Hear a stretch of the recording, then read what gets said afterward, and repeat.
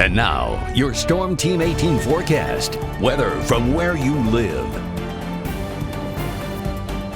Well, I'll tell you, it's looking colder and colder for early next week. And, you know, if I were a student in meteorology class and a professor said, draw me an upper level map to maximize getting cold air into the central and southern U.S. in the fall, I would draw a map exactly like the one I'm going to show you, because there are three things that are going to help to bring near record cold early next week. One, of course, the upper low, this massive upper low spinning here. It can't move east because there's a block over Greenland. There's a ridge here. So it will sit here, pull the cold south. But where is a lot of the cold coming from?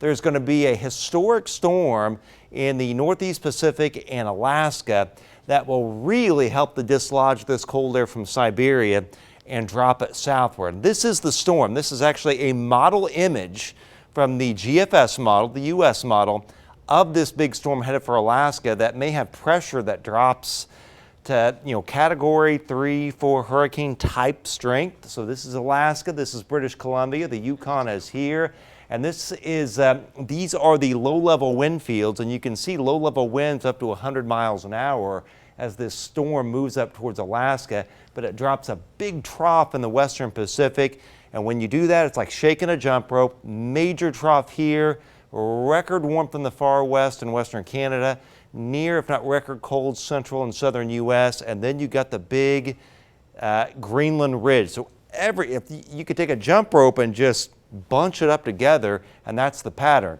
And this is the pattern you want to get the cold south in the fall and the winter, and we're going to do that. Lows tonight 33 to 37, including 35 Greater Lafayette. A few scattered rain showers between about 9 p.m. and 2 a.m. tonight.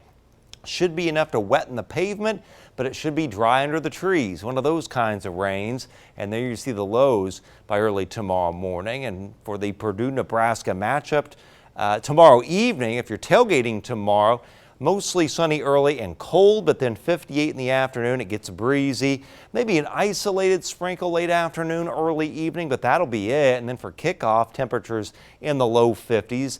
Then upper 40s by halftime, but the wind will greatly diminish at Rossley. There won't be a lot of wind tomorrow evening with highs 53 to 61 viewing area wide. And finally for Sunday, upper 50s to mid 60s, partly cloudy skies on another windy day, winds out of the west, 62 at Greater Lafayette to upper 50s in our northern counties. There are the clouds increasing this evening.